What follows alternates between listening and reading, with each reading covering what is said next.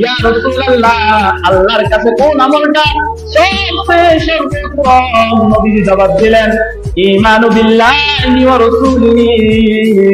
নবীজি জবাব দিলেন, আল্লাহ তাআলার কাছে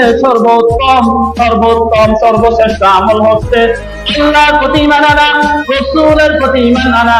সুম্মা কিলা, ওই ব্যক্তি আবার প্রশ্ন করলো, সুম্মা কিলা, এরপর আল্লাহর কাছে কোন আমলটা সবচেয়ে সর্বোত্তম? নবীজি জবাব দিলেন, আল জিহাদু ফি সাবিলিল্লাহ, আল্লাহর রাস্তায় জিহাদ করা, এই আমলটা আল্লাহ তাআলার কাছে সর্বোত্তম, সর্বশ্রেষ্ঠ ইবাদত, সর্বশ্রেষ্ঠ আমল। সুবহানাল্লাহ। এরপর প্রশ্ন করল, সুম্মা কিলা, সুম্মা মাযা ইয়া রাসূলুল্লাহ, এরপর কোন আমলটা আল্লাহ তাআলার কাছে সর্বশ্রেষ্ঠ, সর্বোত্তম?